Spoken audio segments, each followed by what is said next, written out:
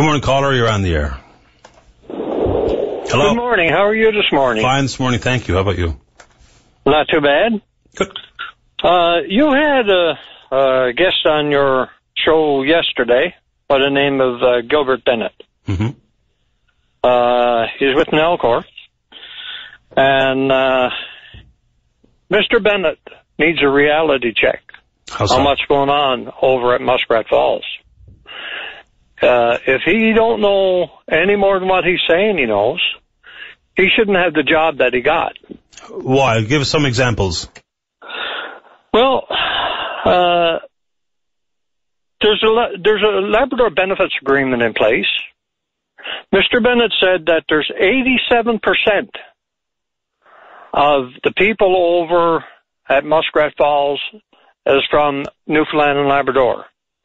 The Labrador benefits agreement is in place for the Innu, the Inuit, and the residents of Labrador, and then the province of Newfoundland, the island portion of the province.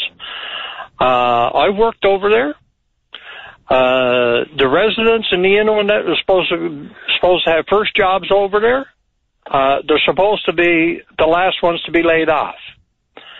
I got laid off last week around 11:30 on Wednesday morning. You still with me? I'm listening, sir. Okay. I got laid off Wednesday morning at around 11:30. That night, I'm a carpenter by trade, and that's what I was working at over at Muskrat Falls. That night, they had a cross shift come in from the island, carpenters, to do the same work that I was doing, same thing. And from what I understand, the day after, they had carpenters and that come in from Newfoundland or from Nova Scotia. Now, the Labrador Benefits Agreement, as far as I'm concerned, has completely been thrown out the window. But now the numbers are pretty clear, though. When they send out the benefits agreement and we try to match them up with what's indicated in the original document, it looks like they're on track. And it's not only numbers, and Bennett is quick to say this, and you tell me if he's wrong, is that it's not just numbers, it's got to be also people who are experienced and qualified to take the job, not just that they have a mailing address in Happy Valley Goose Bay, for instance. Well, this is one thing. He mentioned about people with, I call them addresses of convenience. Mm-hmm. And he mentioned people from Goose Bay, they got to come back and forth on the bus. Well, that's true, but there's still people here in Goose Bay staying with friends and that, that is from the island portion of the province. And when I was over there, they tell a fellow from the Southern Labrador was telling me that there's at least 40 people over there who was from the lower North Shore of Quebec, who was using addresses in around L'Anse-Claire and Forto. And I know of one person who was over there from Stephenville, and that particular person used to had an address for Forto, and she used to go back and forth on the plane. Mm-hmm. And get on the plane and jump aboard of her car across the ferry and go on down to Stephenville, where she was from. I mean, these are tricky ones. Like, I don't know, right? I mean, I have no idea. And I asked him that specific question for a reason, because I'm sure that it happens all the time in mega projects. When the benefits agreement says, if you live here or there, then you're on the priority list for hiring. And we know people abuse that.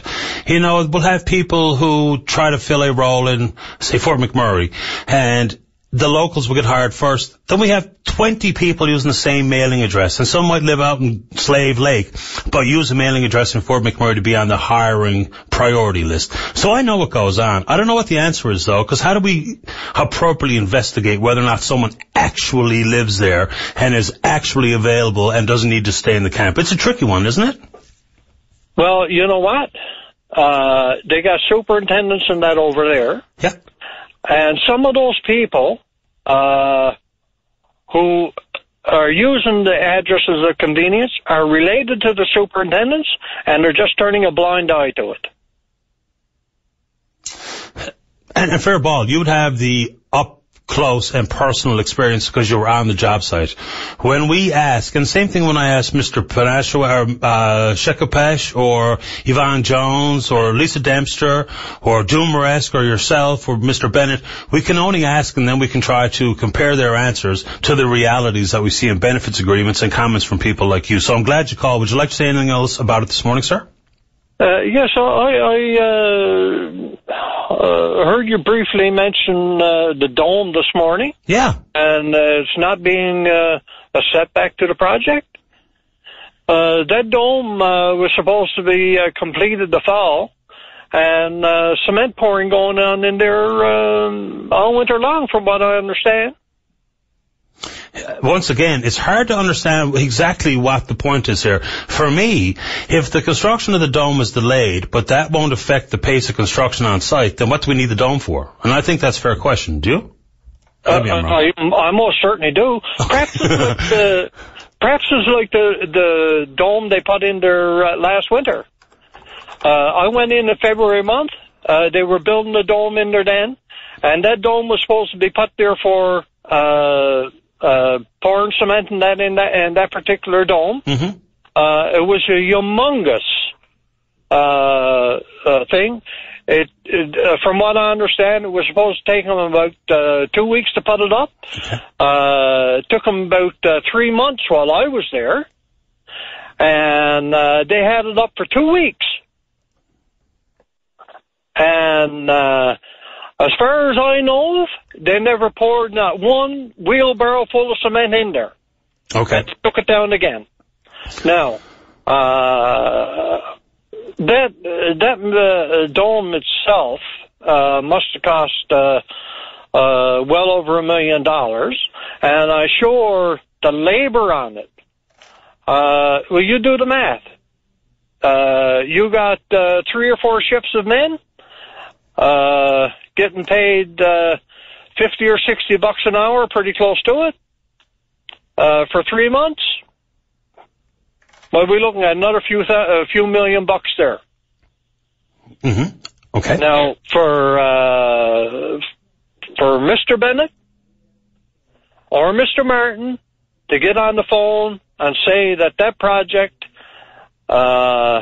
is on schedule, is not on schedule, and it's time for them, like I've heard the media, CBC a few times, do stories on Muskrat Falls. It's time for them to go over and talk to the ordinary person that's over there working. Well, I tell you Not just the people who wants to pass a message on. Oh, no, and that's why these shows work, is because we can hear from Nalcor, but then we can hear from folks like you. I'm going to Labrador with the show in January, and we're going to do exactly that. We're going to do a couple of different towns, including the Muskrat Falls site, and, protect the... allow people to speak in confidence. They don't have to say their name if they'd like to give us what they consider to be the straight dope on what's going on. And we're going to do a show from there specifically and see what we can find out about these types of things, because there's still a lot of employment between early 2015 and when first power comes. So I'm really glad that you called this morning, sir, and I appreciate your time. Stay in touch with the show. If I could have just another minute. If you do it very quickly, please. I got laid off last Wednesday. Yeah. Wednesday afternoon, when the traffic was coming out of the project, I set up a picket line there. It was till today, I was the only person who would go out on that picket line. Nobody else has showed up. Now, 2 more people showed up today. Mm-hmm. There was a crowd of people got laid off last night. From what I understand, laborers. As a matter of fact, one of the guys that showed up today was a laborer.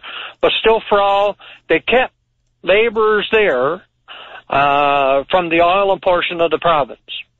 So that goes to show you how much the Labrador Benefits Agreement is being followed. It's a really important story because it's not just Muskrat Falls and Labrador. This is all the big projects. This is the Mayorstown Shipyard, the valet construction. There's more big projects to come. So I really appreciate your input this morning, sir, and hopefully you stay in touch. Yes, but the only thing is, I got to go now, though. We're paying for this project. Yeah, I am too, and I'm not working up there. Yes, I know. Yeah.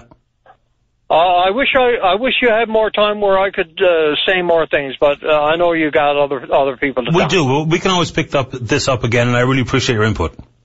Okay, thank you. Thank you. Bye-bye. Bye-bye.